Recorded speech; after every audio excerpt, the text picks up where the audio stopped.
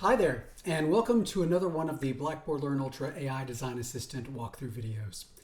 This particular video deals with rubric generation in Ultra Course View. Grading rubrics offer a structured framework to assess student work. They ensure both fairness and consistency in grading. Moreover, they furnish students with clear directives to meet desired learning outcomes. However, as we all know, crafting rubrics can be a time-intensive task. One of the neat things about the new AI Design Assistant is that it provides us the ability to auto-generate some of these based upon our own content. So that is nice. So this video is going to help walk us through how that works. But before we get there, I want to talk about a couple things. A reminder, this tool is just that, a tool. It's a tool that you control. You decide to use or not use this particular tool.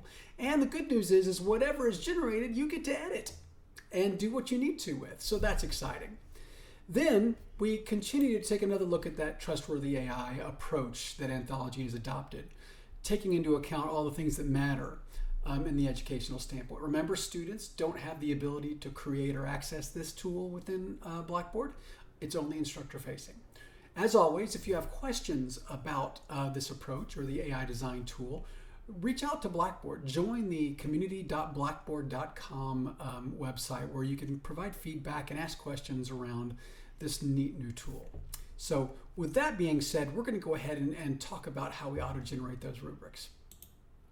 So here we are looking at a discussion in a course, quote-unquote course, called Yacht Rock in Cinema, where we've given them some instructions on what to do.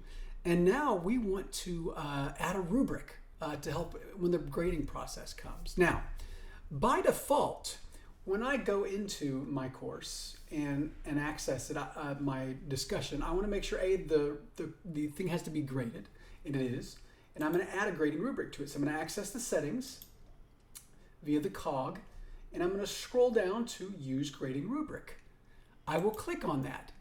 You'll notice that it has the create, but I'm going to choose generate again, looking for that context clue.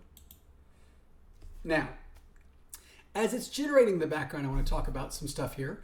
Obviously, it's going to pull from the content of my discussion and the name of it, but if I want to really get good or better quality out of the rubric, it's always a good idea to insert a description here. So you might want to copy something into here, or the objectives here, and then you decide, okay, is it going to be a points-based rubric?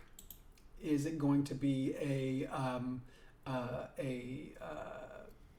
percentage-based rubric, a points range-based rubric? That's going to be up to you. So if I want it to be a points-based rubric, I would hit generate again, and it's going to go through its thing. But you'll notice I have some other things to change here.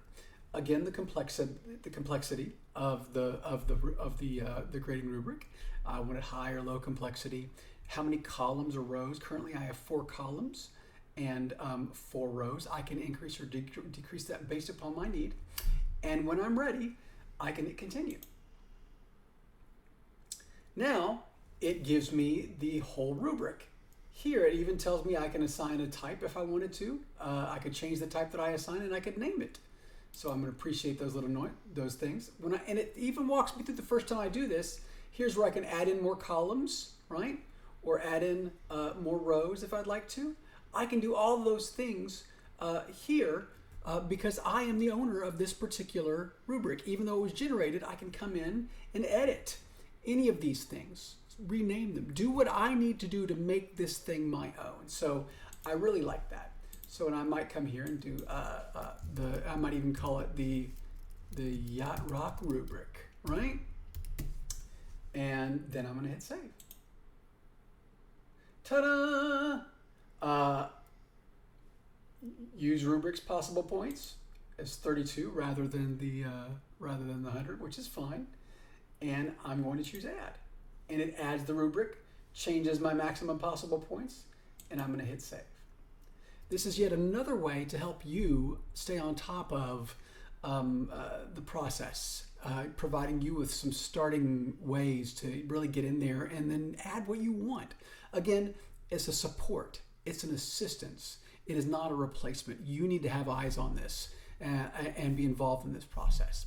But another neat tool, and I hope you enjoy it, and I hope you have a great rest of your day.